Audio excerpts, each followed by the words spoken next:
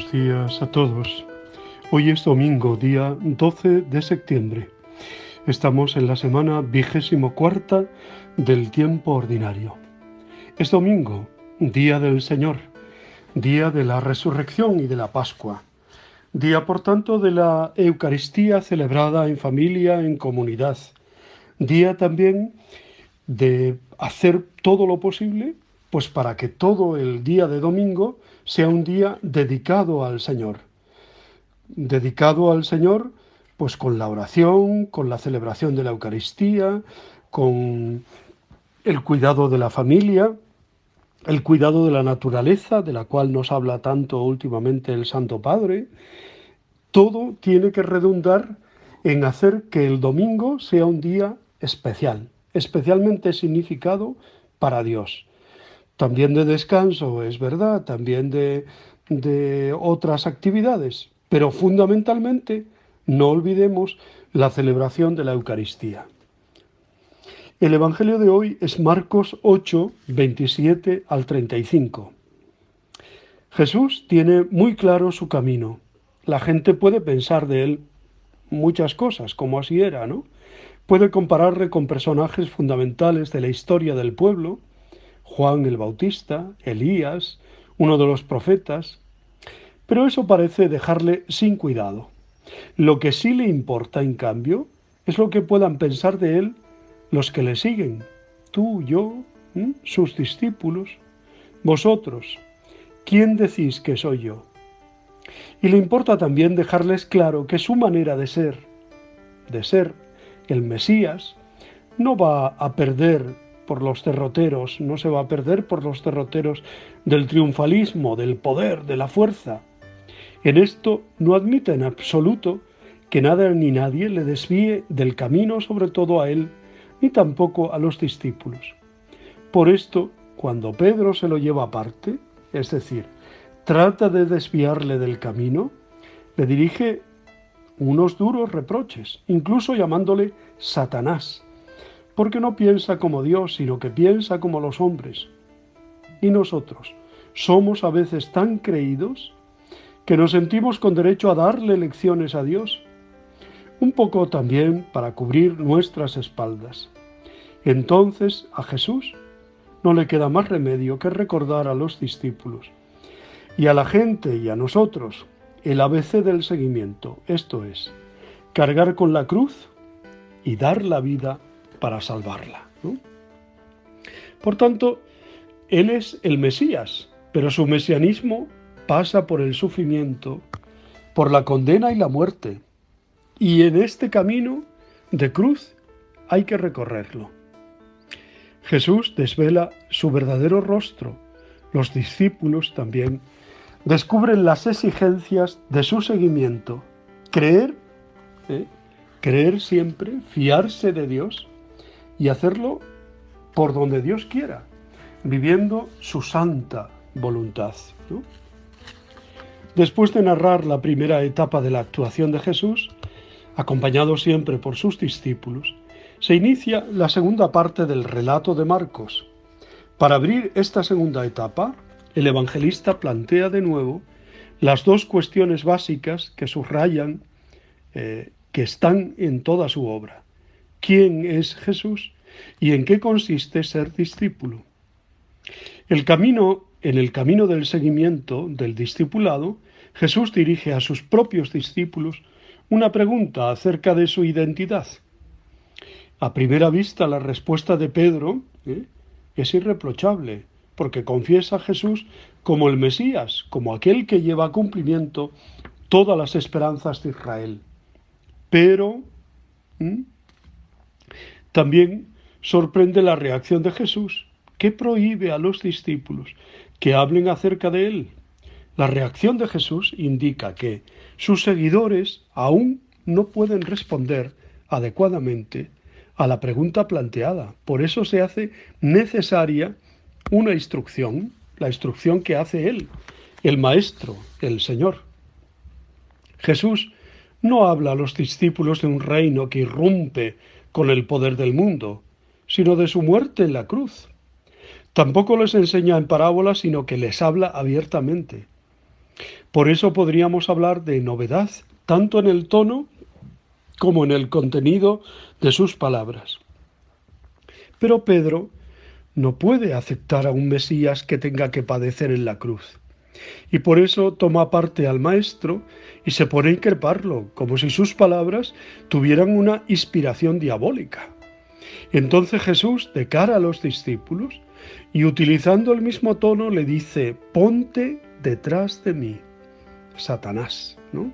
Ponte detrás, no quieras ponerte delante marcándome a mí el camino, tú eres seguidor mío, ponte detrás, ¿no?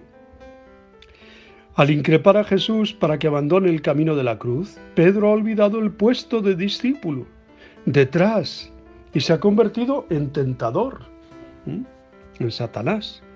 Pero las palabras de Jesús a Pedro no se quedan en el reproche. El Maestro reúne a la gente y a sus discípulos, haciéndoles una nueva llamada al seguimiento. Hasta entonces Jesús había pedido a sus seguidores que lo acompañaran, compartiendo su estilo de vida y su misión. Ahora les pide dar un paso más, identificarse con Él hasta compartir su destino. El objetivo ya no es un proyecto, sino el mismo Jesús. Hacerse esclavo de los demás, perder la vida, cargar con la cruz. Y eso no se experimenta fundamentalmente como una renuncia, sino como un paso para quedarse solo con Jesús, abandonado como Él, a la voluntad del Padre. Este relato de Marcos ilumina a un tiempo el rostro de Jesús y el camino del discipulado. Pedro quiere afrontar su seguimiento desde criterios humanos. Jesús como Mesías vencedor, y no desde las categorías de Dios, que exige la muerte en la cruz, que pide la muerte en la cruz. Pedro y los demás discípulos inician un nuevo camino, quieren superar su crisis de fe. Todos conocemos que Pedro dio su vida y murió crucificado, superó su crisis de fe y esto le llevó a un compromiso purificado. Y el Señor nos dice a todos, a ti, a mí, a todos los discípulos de todos los tiempos: el que quiera venirse conmigo, que se niegue a sí mismo, que cargue con su cruz y me siga. Es verdad que estas palabras suenan duras, pero es el camino. Nosotros no somos mayores ni mejores que el Maestro. Jesús ha dado un sentido nuevo al camino del seguimiento. A partir de ahora, sabemos como Pedro que seguirle no es solo adherirse a un proyecto, sino sobre todo identificarse con él, llegando, si es preciso, hasta la cruz. Hoy, si no fuera domingo, la Iglesia celebraría también la memoria de el dulce nombre de María. Hace poquito que hemos celebrado la Natividad de la Virgen, el pasado miércoles, o aquí la fiesta de Nuestra Señora de Covadonga, y en tantos lugares de España la fiesta de la Virgen Santísima. Y hoy volvemos a celebrar una fiesta en honor de la Virgen. De la Virgen nunca diremos lo suficiente, nunca nos cansaremos de hablar de ella. Es el evangelista San Lucas quien revela el nombre de la doncella que va a ser la Madre de Dios. Dice, y su nombre era María, Miriam. El nombre de María, traducido del hebreo Miriam, significa eso, doncella, señora, princesa. Ella es nuestra estrella del mar, feliz puerta del cielo, como canta el himno Ave Maris Stella. El nombre de María está relacionado con el mar, pues las 3 letras de mar guardan semejanza fonética con María.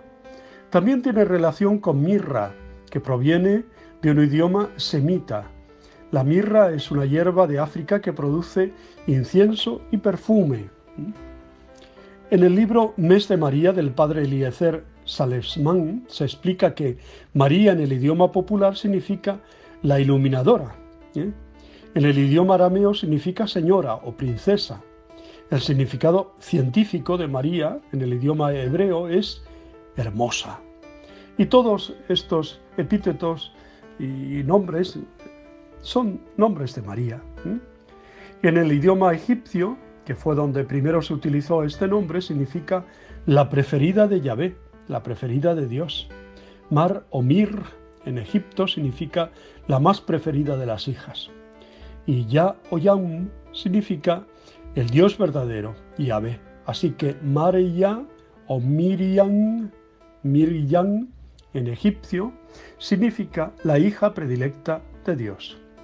Su belleza, amada de Dios, estrella del mar, señora y también el de iluminada. Todo depende de las múltiples interpretaciones que se hagan de las palabras que forman el nombre, tanto en griego como en hebreo.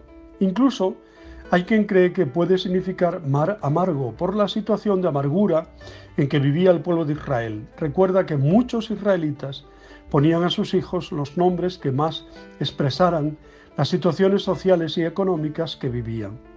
También es importante destacar que en 1683 el Papa Inocencio XI declaró oficial una fiesta que se realizaba en el centro de España durante muchos años y que es la del dulce nombre de María. Se cuenta que la primera diócesis que celebró oficialmente la fiesta fue la diócesis de Cuenca, pero la onomástica del dulce nombre de María tiene fecha propia y es esta, la del 12 de septiembre. Es bueno que sepas que hay muchas Marías que celebran su fiesta durante este día, También el 15 de agosto, también el 8 de diciembre con la Inmaculada, también el Día de la Madre. Bueno, hay muchos motivos, ¿no? La celebración de la fiesta del dulce nombre de María en realidad nos recuerda, pues eso, que María ha sido bautizada con este nombre, ¿no? Con este nombre que es tan bonito, tan hermoso, tan significativo para nosotros. El nombre de la visitada por Dios, de la agraciada por Dios, es María. Bueno, pues que amemos mucho a la Virgen, que la queramos mucho de verdad y que no dejemos de invocarla con su nombre bendito, con su nombre dulce y sabroso, María. Os deseo muy buen día, os abrazo y os bendigo en el nombre del Padre, del Hijo y del Espíritu Santo. Os quiero.